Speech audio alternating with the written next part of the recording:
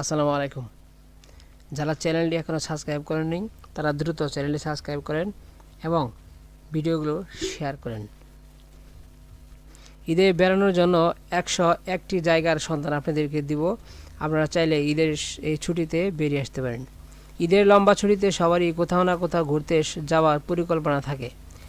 কারো ভালো লাগে পাহাড়, আবার কারো ভালো লাগে সমুদ্র। তবে ঘুরে বেড়াতে আমরা সবাই কম বেশি পছন্দ করি। আর ঈদের লম্বা ছুটিতে সেই ঘুরে বেড়ানোর সুযোগটা কেউ হাতছাড়া করতে চায় না। সময়, সুযোগ আর অবস্থা হিসেবে যে কেউ বেছে নিতে পারে তার পছন্দের বেড়ানোর জায়গা। তাই হতে পারে দেশের ভিতরে, আবার হতে পারে সেটা দেশের বাইরে। আমাদের আজকের আয়োজন জানাবো ঈদে কোথায় বেড়াতে যেতে পারেন সেই সব জায়গা সম্পর্কে জানিয়ে দেব। ঢাকার ভিতরে বিনোদনের কিছু স্থান। আজকাল থিম ভিত্তিক পার্কে সবাই ঘুরতে পছন্দ করে। আর ঢাকার ভিতরেই শিশু এবং বড়দের বিনোদনের জন্য বেশ কিছু পার্ক আছে। ছোট শিশুদের নিয়ে যেতে পারেন শাহবাগের শিশু পার্ক, শ্যামলীর শিশু মেলা, স্বামীবাগের ওয়ান্ডারল্যান্ড, জাতীয় চিড়িয়াখানা বা বসুন্ধরা সিটির টগি ওয়ার্ল্ডে। আর বড়দের জন্য রয়েছে অ্যামিউজমেন্ট পার্ক, যেমন যমুনা ফিউচার পার্ক, আশুলিয়া নন্দন পার্ক এবং ফ্যান্টাসি কিংডম। এছাড়াও যেতে পারেন নব থিয়েটার, সামরিক জাদুঘর, সিনেপ্লেক্স এবং সংসদ ভবনে। যারা প্রকৃতির কাছে যেতে পছন্দ করেন তারা যেতে পারেন বলদা গার্ডেন, বোটানিক্যাল গার্ডেন এবং চন্দ্রিমা উদ্যান।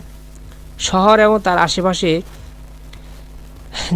যান্ত্রিকতার বেড়াজাল পেরিয়ে এই ঈদে শহরের ভিতর বা একটু দূরে ঘুরে আসতে পারেন বেশ কিছু জায়গা থেকে, যেমন হাতিরঝিল।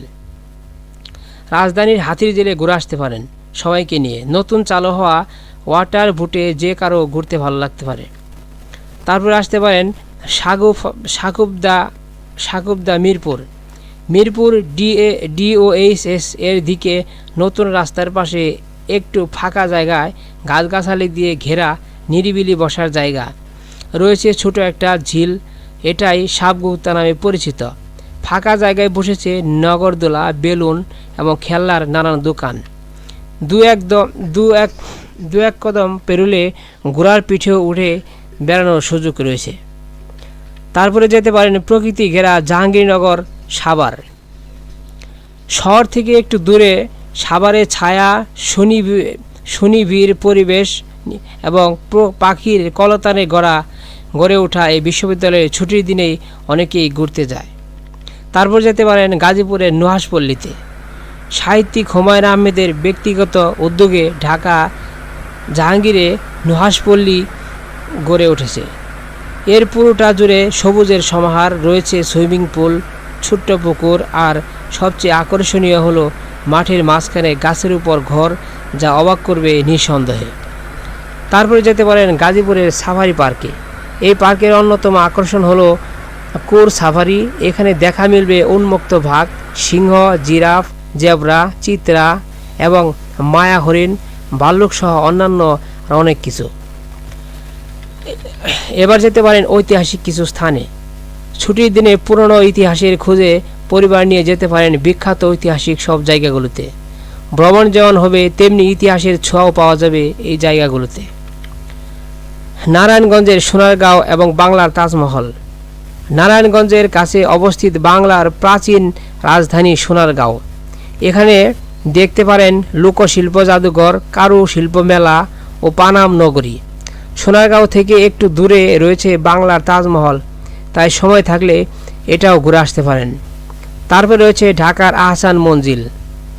ঢাকার ইসলামপুরে বুড়িগঙ্গা নদীর তীরে অবস্থিত আহসান মঞ্জিলের স্থাপত্য শৈলী পর্যটকদের নিঃসন্দেহে আকর্ষণ করবেই। তারপর যেতে পারেন মানিকগঞ্জের বলিটিয়া জমিদার বাড়ি। বাংলাদেশের পুরাতন জমিদার বাড়িগুলোর মধ্যে অন্যতম বালিয়াটি জমিদার বাড়ি। ঢাকা জেলা থেকে ৩৫ কিলো দূরে সাটুরিয়া উপজেলায় অবস্থিত। মনোরম পরিবেশে ঘেরা জমিদার বাড়িতে 7টি স্থাপনা রয়েছে। এরপর যেতে পারেন কুমিল্লা শালবন বৌদ্ধ বিহার। বাংলাদেশের প্রাচীন সভ্যতার এক অনন্য নিদর্শন হল শালবন বৌদ্ধ বিহার। কুমিল্লা জেলার লালমাই ময়নামতিতে এটা অবস্থিত। তারপরে যেতে পারেন ঢাকার লালবাগ কেল্লা। পুরান ঢাকার লালবাগে অবস্থিত ঢাকার কেন্দ্রে হলে বাংলার প্রাচীন দুর্গ। ইতিহাসপ্রেমীদের জন্য অন্যতম জনপ্রিয় ভ্রমণস্থান লালবাগ কেল্লা। তারপরে যেতে পারেন টাঙ্গাইলে মহেরা জমিদার বাড়ি। জমিদার বাড়ির ঐতিহ্যবাহী স্থাপনার সাথে সাথে এখানে আছে পিকনিক স্পট এবং মিনি চিড়িয়াখানা। তারপরে যেতে পারেন রিসোর্ট এবং কটেক্সে।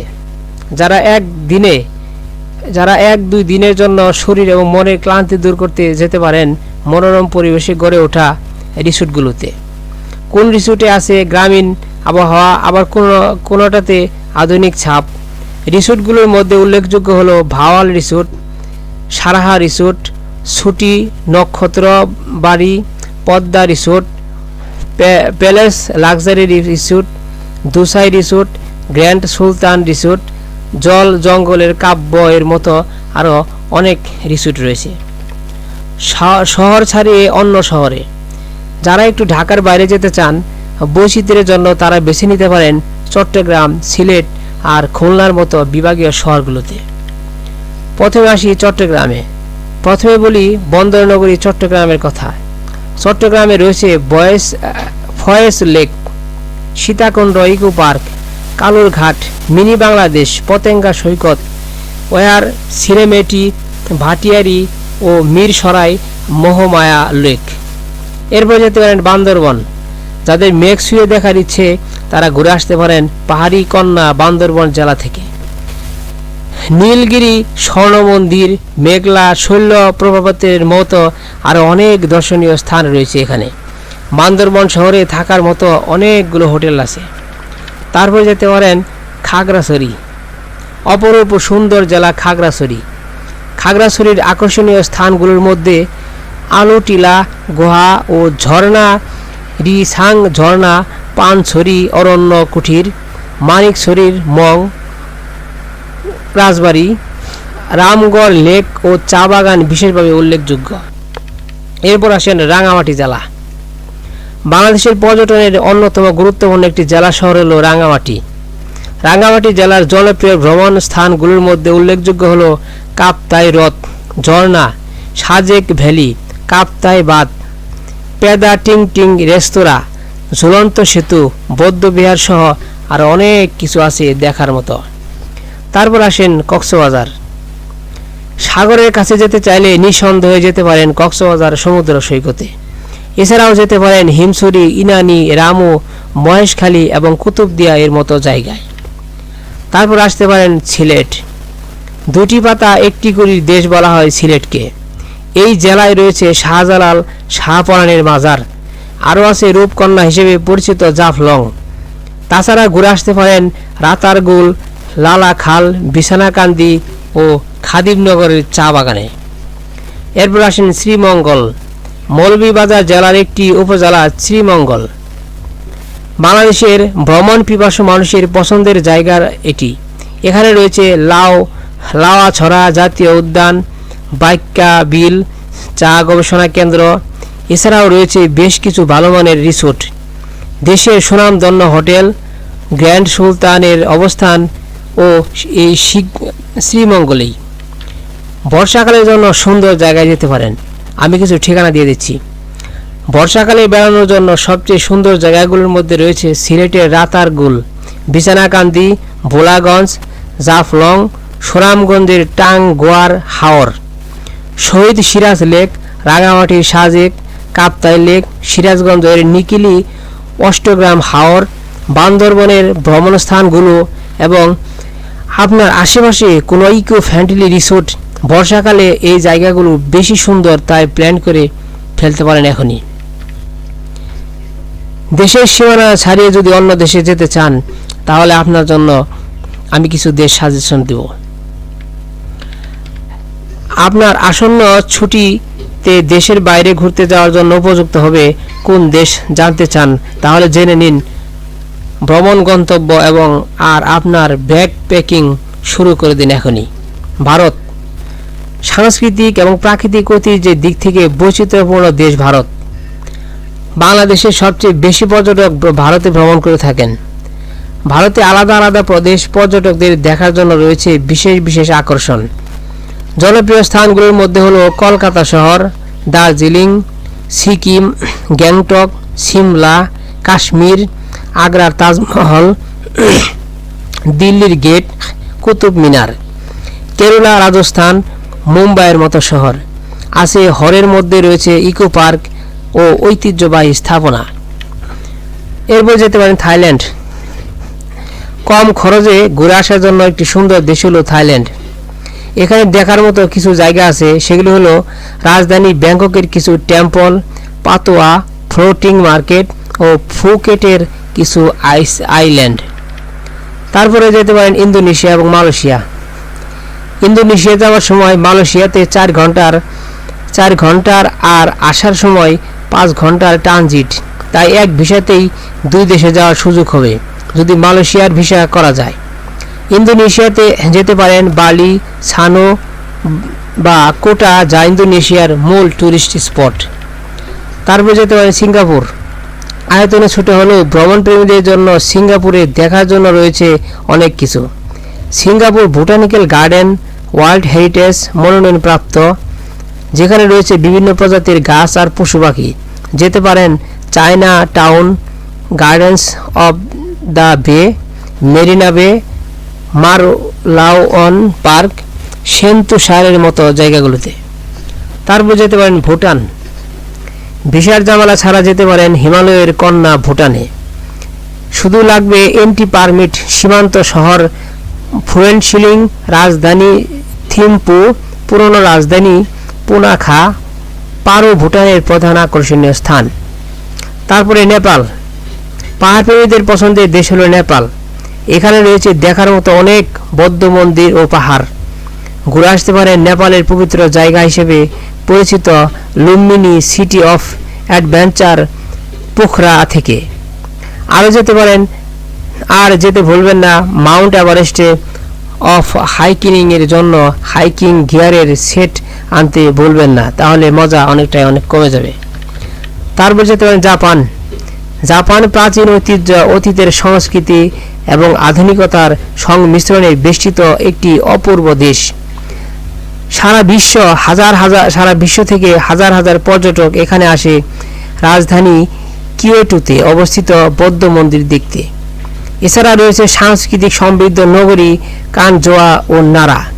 জাপান সহ অন্যান্য গুরুত্বপূর্ণ স্থানগুলিতে জাপানের কয়েকটি উল্লেখযোগ্য স্থান হল জাপানের আলপস, চুবুসাঙ্কো জাতীয় উদ্যান, ওসাকা জাতীয় উদ্যান, ইটোকুশিয়া দ্বীপ, হিরোশিমা শান্তি স্মৃতিচিহ্ন পার্ক, ইম্পেরিয়াল প্রাসাদ ও ফুজি পর্বতমালা।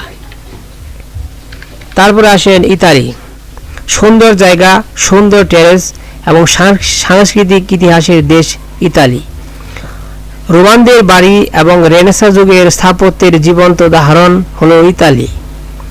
এখানে প্রায় যে কোনো জায়গায় আপনাকে একটি চিরস্থায়ী স্মৃতি দিতে পারবে এবং আপনাকে বিশ্বের সেরা খাবারের নিশ্চয়তা দিবে।